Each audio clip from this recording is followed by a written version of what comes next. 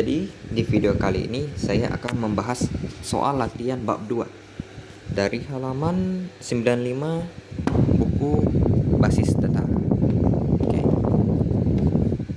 Jadi yang pertama, berikut yang bukan termasuk kelompok bahasa pemrograman SQL adalah, jawabannya adalah D. Kenapa? Ini yang bukan. Kita lihat dari sini. Di sini ada mana? Bahasa pemrograman SQL dikelompokkan menjadi 4 bagian, yaitu DDL, Data Definition Language, DML, Data Manipulation Language, DCL, Data Control Language, TCL, Transaction Control Language. Jadi yang nggak ada itu DTL, nggak ada.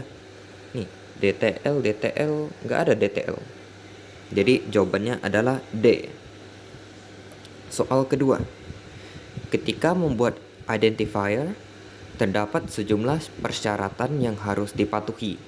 Salah satu syarat ketika memberi nama identifier di basis data adalah, jawabannya C, menggunakan underscore di antara dua kata sebagai ganti spasi. Oke, halaman 58. Nah, ini ada contohnya di bawah. Nih. Ini kenapa tabel underscore siswa? Karena kalau kita kasih spasi jadi error, jadi nggak bisa. Jadi bahasa pemrograman SQL-nya bingung. Jadi kita pakai underscore. Selanjutnya soal ketiga.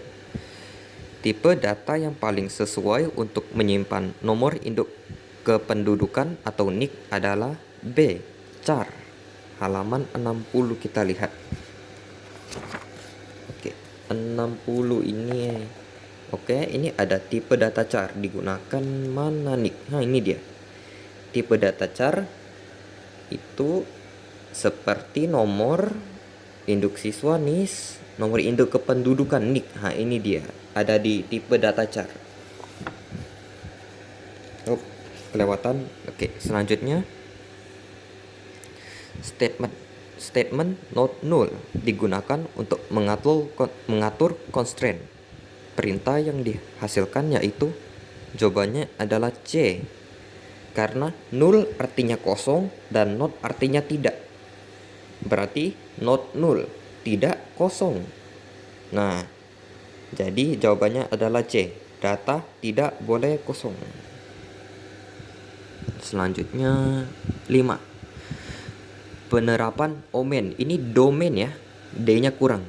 Penerapan domain constraint paling tidak cocok digunakan pada nama kolom berikut, yaitu jawabannya adalah E. Nah, ini kenapa nih? Karena domain constraint dia kayak yang bisa ditebak. Nah, bukan sih, kayak gimana ya jelasinnya? Yang paling tidak cocok. Jadi kayak domain constraint dia punya persyaratannya gitu. Kalau kode POS kan dia ada persyaratannya. Jadi udah diketahui kayak hanya 5 angka gitu. Maksimal 5 angka, 5 karakter angka. Baru gaji pegawai sama juga. Pasti ada maksimal angka. Tanggal lahir ya Januari, Februari, Maret, ya tanggal-tanggal gitu.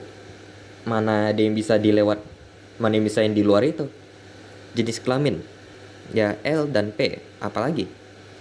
Dan alamat rumah ini yang paling tidak cocok. Karena alamat rumah udah nama tempatnya belum tahu pasti berapa karakter, ada berapa angka lagi, ada manapun simbol. Nah, jadi yang paling tidak cocok adalah alamat rumah. Selanjutnya C. Terdapat beberapa perintah yang digunakan untuk melakukan pengaturan pada tabel database. Salah satu perintah untuk mengubah tabel adalah B, alter table. Coba ke halaman 79.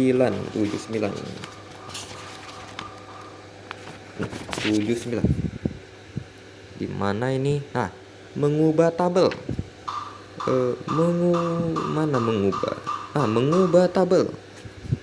Mengubah tabel. Di sini ada alter table. Nah, jadi alter table.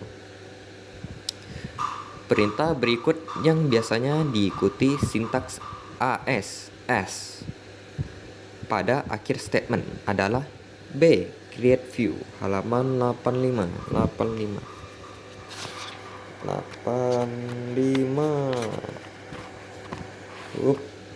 Ini dia.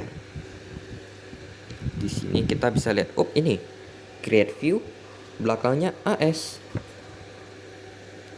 Yang biasanya diikuti sintaks AS pada akhiran. Ini di akhirnya AS, berarti create view. Oke. Selanjutnya, perintah yang bukan termasuk DCL adalah, coba ke halaman 57. Yang bukan termasuk DCL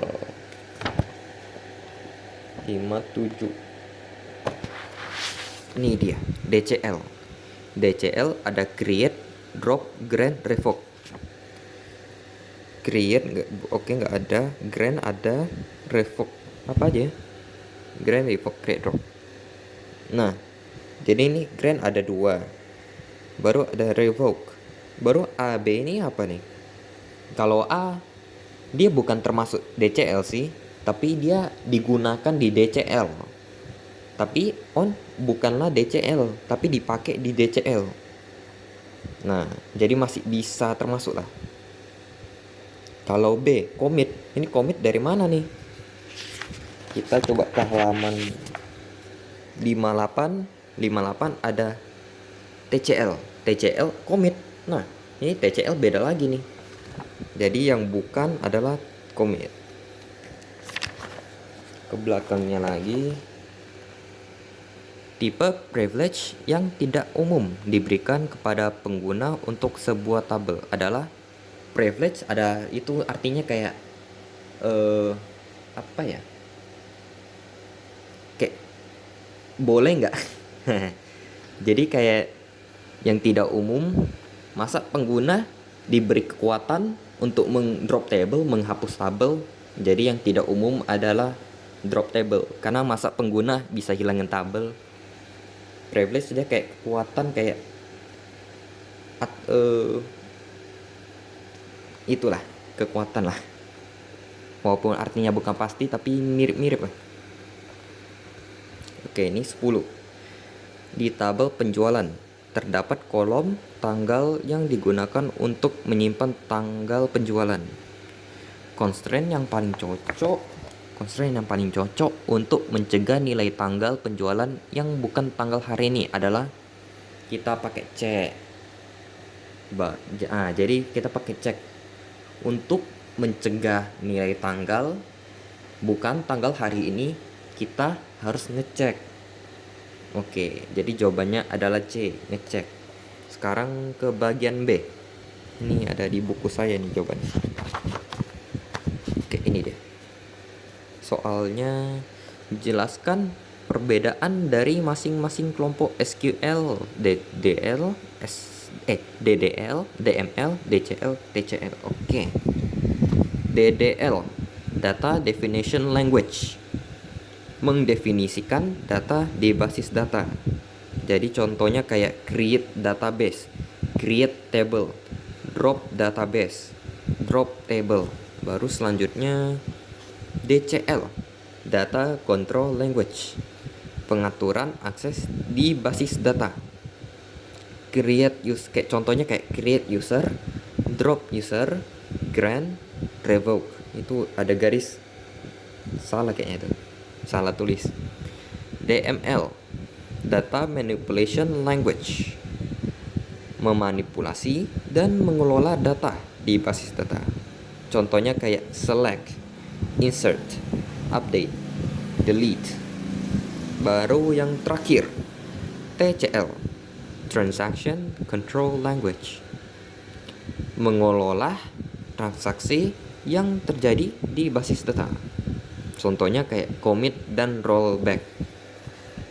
Soal selanjutnya, Jelaskan perbedaan tipe data varchar dan char serta penggunaannya masing-masing. Oke. Yang pertama, tipe data char. Tipe data char digunakan untuk kolom yang jumlah karakternya sama dan sudah tertentu, seperti NIS, NIK, kode pos, jenis kelamin, dan sebagiannya. Itu juga NIK tuh tadi yang soal tadi. Kita makanya pakai char. Tipe data varchar digunakan yang jumlah karakternya tidak tertentu, seperti nama, alamat, kota, dan sebagainya. Soal ketiga. Jelaskan perbedaan constraint required data dan domain constraint.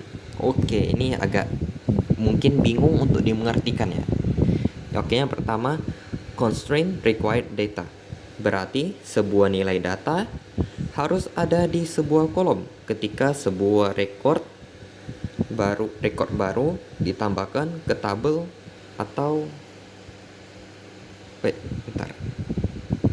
Ini kok ada salah sedikit ya, ini kenapa nih? Coba cari halamannya. Maaf, ada sesuatu kesalahan itu. Constraints.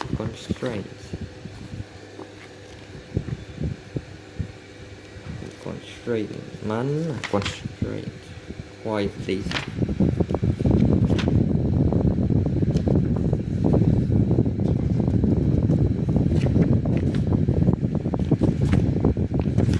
Constraint required data.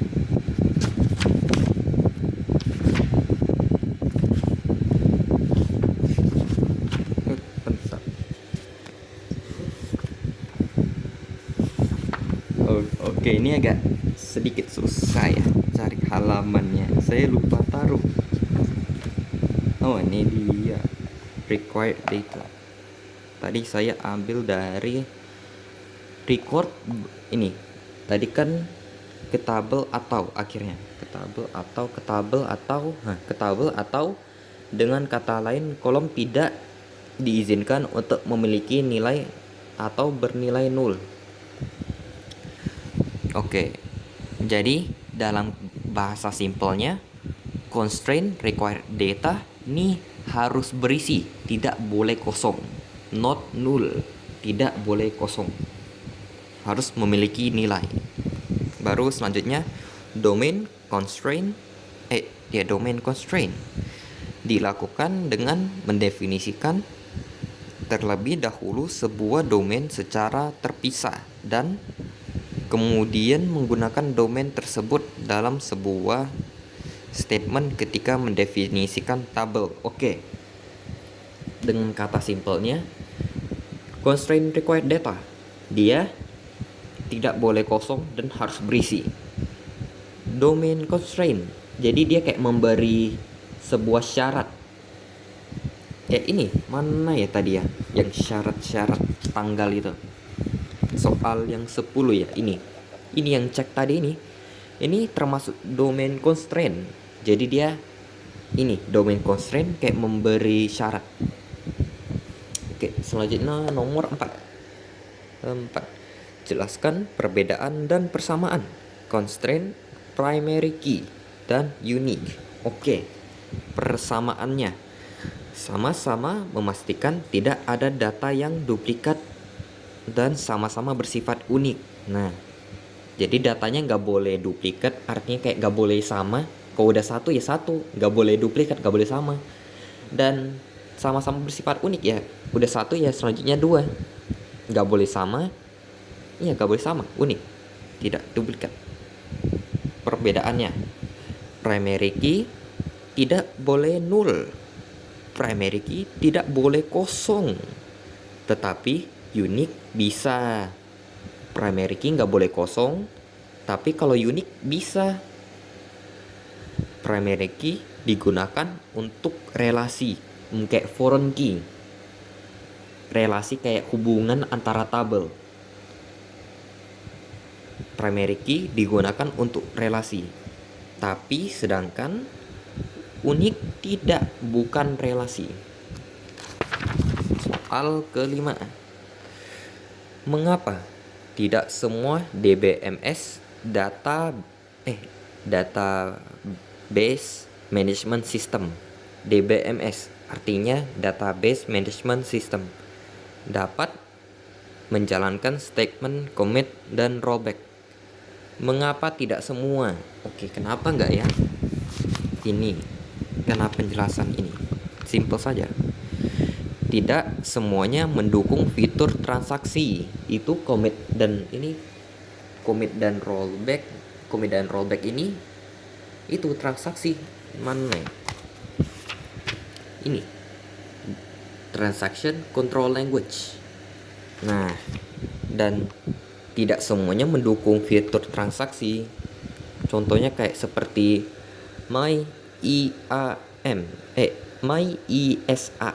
MyISAM tidak memiliki kemampuan untuk mencatat perubahan sementara, sehingga tidak bisa membatalkan atau mengkonfirmasi perubahan. Jadi itu nggak semuanya mendukung. Contohnya seperti ini, MyISAM ini. Oke. Jadi sekian dari video saya. Mohon maaf jika ada penjelasan yang kurang ngerti ya, atau bahasa yang salah. Semoga video ini bermanfaat dan terima kasih telah menonton video ini. Terima kasih.